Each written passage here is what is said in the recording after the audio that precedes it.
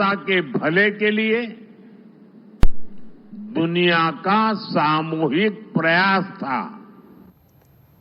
देश भर में अंतर्राष्ट्रीय योग दिवस का उत्साह देखने को मिला। एक पृथ्वी एक स्वास्थ्य के लिए जहां लोगों ने योग किया और साथ ही हजारों लोगों ने इसमें शिरकत की।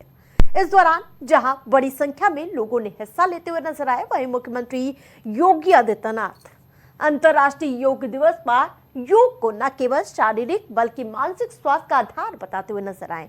मुख्यमंत्री योगी ने गोरखपुर में योग सत्र का नेतृत्व करते हुए योग को भारत की ऋषि परंपरा के अनमोल देन बताया है।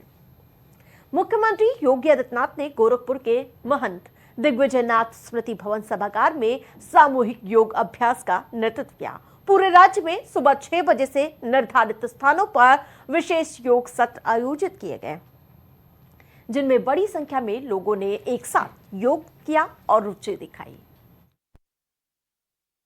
साथ साथ चेतना की उच्च आयाम के माध्यम से भारतीय मनीषा ने दुनिया को जिन स्थितियों से अवगत कराने का कार्य किया था, उन स्थितियों, उन चेतना के आयामों के माध्यम से व्यक्तित्व के विकास के साथ साथ ब्रह्मांड के उन रहस्यों के उद्घाटन करने में जो आज भी विश्व मानवता के लिए दुर्लभ जैसा है, लेकिन भारत के धर्म ग्रंथों में वह सब कुछ पहले से समाहित करके एक विरासत के रूप में हम सबको हमारी ऋषि परंपरा ने उन्हें वेदों के माध्यम से, उपनिषदों के माध्यम से, पुराणों के माध्यम से, तमाम स्मृतियों के माध्यम से, शास्त्रों के माध्यम से हम सबके सामने प्रस्तुत किया है। योग की उसी परंपरा को आगे बढ़ाने का आधुनिक युग में श्रेय जाता है देश के यशस्वी प्रधानमंत्री श्री नरेंद्र मोदी जी को।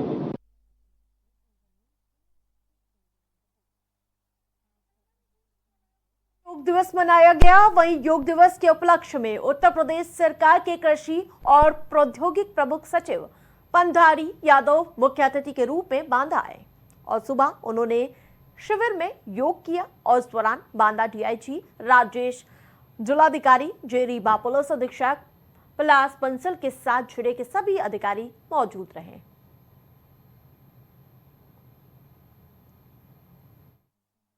आज 11वें अंतर्राष्ट्रीय योग दिवस के अवसर पे जो है योग भाषण का कार्यक्रम रखा गया था, जिसमें मुझे अपनी सहभागिता देनी थी। और यह कार्यक्रम चूँकि राष्ट्र स्तर पर हो रहा है, राज्य स्तर पर हो रहा है, जिला स्तर पर हो रहा है, इस समारोह के उसमें जो आयोजन में मैं सम्मिलित हुआ था। योग सभी को अपनी जीवन शैली में अपनाना चाहिए। योग के बहुत लाभ हैं। मतलब यदि आप देखें तो मानव के लिए एक सर्वांगीण विकास की बात करते हैं, उसके आध्यात्मिक विकास की, मानसिक की, तो योग बहुत महत्वपूर्ण होता है। जो है उसकी चेतना, उसका ध्यान, उसके शारीरिक, उसके स्वास्थ्य सब में ये योगदान देता है। तो मुझे लगता है कि सभी को जो है योग को किसी न किसी रूप में अपने जीवन में उसको शामिल करना चाहिए, आपकी जो दिनचर्या है, और लोगों को प्रोत्साहित भी करना चाहिए कि लोग इसको शामिल करें, विशेषकर बच्चों में, बिकॉज वो उनकी एक जीवन शैली पर बदलाव लाएगा जो है, और जो उन्हें भविष्य के लिए जो है। अब आपको सीधे प्रयागराज की तस्वीरें दिखाएंगे, जहां पर अंतर्राष्ट्रीय स्तर पर योग को लेकर कितना उत्साह देखने को मिला। जी हां, बताया जा रहा है कि शारीरिक और मानसिक स्वास्थ्य के लिए योग बेहद ही लोगों के लिए उत्साहित नजर आए। योग को लेकर ये शरीर को रोगमुक्त रखता है और मन को शांति देता है। भारतीय संस्कृति से जुड़ी ये क्रिया अब विदेशों तक फैल चुकी है। दरअसल हर साल अंतर्राष्ट्रीय योग दिवस मनाया जाता है, वही हर साल की तरह इस साल भी वैश्विक स्तर पर योगा किया गया। देखिए,